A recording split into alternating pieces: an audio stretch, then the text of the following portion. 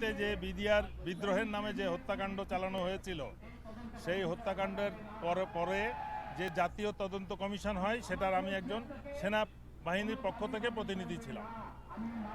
সেই তদন্ত কমিশনের কার্যক্রমে সত্যিকার অর্থে প্রকৃত দোষী যারা, পরিকল্পনাকারী বা এটার সাথে জড়িত যারা ছিল, তাদেরকে বাদ দিয়ে কিছু নিরীহ বিডিআর সৈনিক, শুধু বিডিআরের মধ্যে যারা ইনভলভ ছিল, যাদের মধ্যে একটা খুবই কম সংখ্যককে অর্থের বিনিময়ে বা অন্য কোনো সুযোগ সুবিধার বিনিময়ে প্ররোচিত করা হয়েছিল এই হত্যাকাণ্ড জড়িত হতে, তাদেরকে সহ সমস্ত বাহিনীর সদস্যকে গড়ে অভিযুক্ত করা হয় এবং তাদের থেকে ব্যাপকভাবে সৈনিকদেরকে অ্যারেস্ট করে জেল বিভিন্ন আওতার শাস্তি প্রদান করা হয়। 16 বছর পরেও সেই শাস্তি পুরা হওয়া বা এই অভিযোগের থেকে নিষ্কৃতি পাওয়া, মানে অভিযোগ প্রমাণিত হয় নাই এমন অনেক বন্দী আছে যাদেরকে এখনো জেলের ভিতরে রাখা হয়েছে, যাদের শাস্তি 12 বছর 14 বছর ছিল, তাদের শাস্তি পুরা হয়ে গেছে, তারপরেও তারা বেরোতে পারে নাই। 5 বছর যাদের চাকরি, তারা 16 বছর ধরে জেলে রয়েছে, তাদেরকেও কোনো ছাড়া হচ্ছে না। ওসিলা হচ্ছে বিস্ফোরক আইনে মামলা। বিস্ফোরক আইনে মামলা এবং এই ক্রিমিনাল মামলা একসাথে চলার কথা, কিন্তু এটা শুরুতে একসাথে শুরু করে একটা পর্যায়ে এটাকে বিস্ফোরক মামলাটাকে বন্ধ করে দেওয়া হয়। উদ্দেশ্য হচ্ছে এই মামলাটাকে দীর্ঘদিন ধরে জিয়ে রাখা, যেন যারা জেলে আছে তারা জেল থেকে বেরোনোর সুযোগ না পায়, জেলেই যেন তারা মৃত্যুবরণ করে। এই পরিপ্রেক্ষিতে একটা ব্যাপক সংখ্যক সদস্য, বিডিআরের সদস্যরা অলরেডি জেলে মৃত্যুবরণ করছে এবং যারা প্রকৃত ঘটনা জানে তারা জনসমক্ষে আসতে পারছে না। মূল উদ্দেশ্য ছিল এই ঘটনার মাধ্যমে সশস্ত্র বাহিনী এবং বিডিআর, এই দুইটা বাহিনীকে ধ্বংস করা। সত্যিকার অর্থে আমি যদিও বিডিআরে কখনো চাকরি করি নাই, বিডিআর কার্যক্রম, তাদের সাহসিকতা, বর্ডারের নিরাপত্তায় তাদের সাহসিকতা দেখে আমি নিশ্চিন্তে বলতে পারি যে এই দক্ষিণ এশিয়ায় বাংলাদেশ রাইফেলস শ্রেষ্ঠ বর্ডার ফোর্স ছিল এবং তারা যথেষ্ট সাহসিকতার সাথে আমাদের বর্ডারকে নিরাপদ রাখত এবং সেই কার্যক্রমে তারা আমাদের প্রতিবেশী রাষ্ট্র তাদের অনেক অসৎ উদ্দেশ্যকে ব্যর্থ করে দেয়।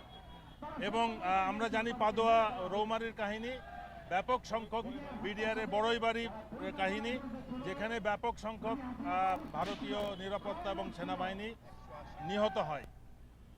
180 থেকে 400 পর্যন্ত ধারণা করা হয়, যেখানে মারা গিয়েছিল একটা অপারেশনে।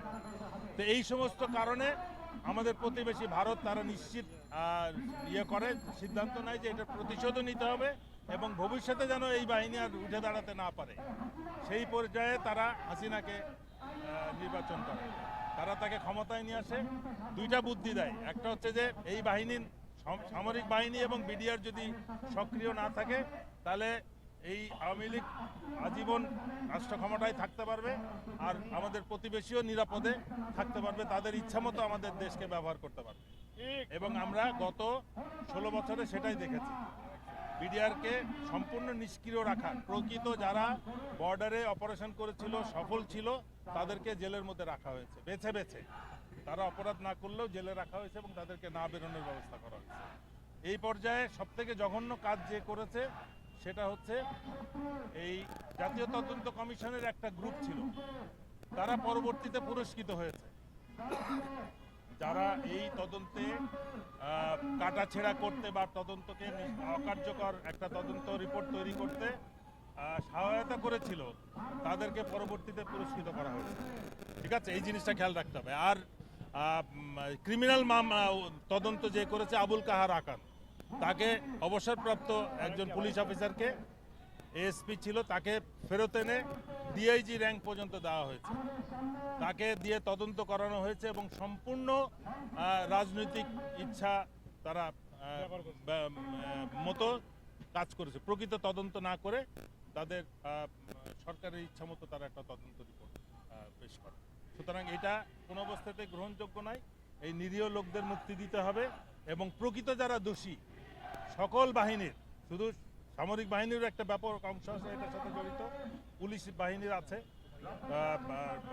তারপরে র্যাব এবং অন্যান্য রাজনৈতিক নেতৃবৃন্দ, সবাইকে শাস্তির আওতায় আনতে হবে। আপনার নাম পরিচয় দিয়ে শেষ করুন।